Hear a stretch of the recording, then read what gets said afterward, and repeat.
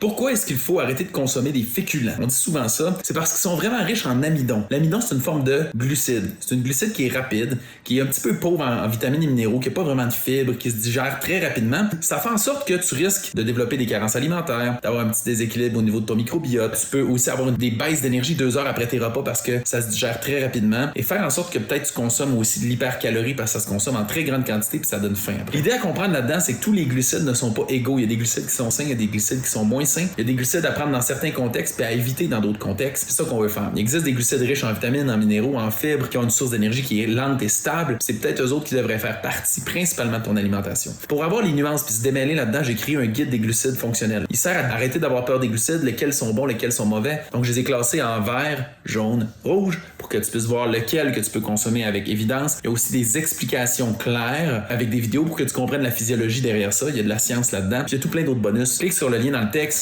ou le bouton en dessous du vidéo. Va voir ça. Procure-toi là si tu vas être éclairé sur les glucides.